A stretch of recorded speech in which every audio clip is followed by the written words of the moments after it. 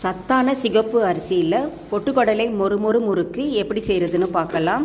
ஒரு மிக்சிங் பவுலில் சிகப்பு அரிசி 3 கப், மிக்சியில் அரைச்ச பொட்டுக்கடலை மாவு 3/4 கப், மிளகாய்த்தூள் 1 ஸ்பூன், வெள்ளை எள்ளு 1 ஸ்பூன், பெருங்காயத்தூள் 1/2 ஸ்பூன், சீரகம் 1/2 ஸ்பூன், உப்பு 1 ஸ்பூன், உருக்கின வெண்ணெய் 1 ஸ்பூன். இதில் சூடான தண்ணி விட்டு பெரிய ஸ்பூன் வச்சு கலந்து விடுங்க. தண்ணி கொதிக்க தேவையில்லை, நல்லா சூடாக இருந்தாவே போதும்.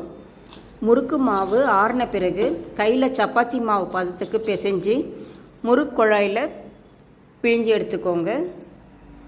பேனில் எண்ணெய் ஹீட் ஆன பிறகு மீடியம் ஃப்ளேமில் வச்சு முறுக்கு போட்டு எடுங்க. இது டார்க் ப்ரௌனாக இருக்கும், பட் டேஸ்ட்டு சூப்பராக மொறுன்னு இருக்கும். நினச்ச உடனே சுலபமாக இந்த முறுக்கு செஞ்சிடலாம்.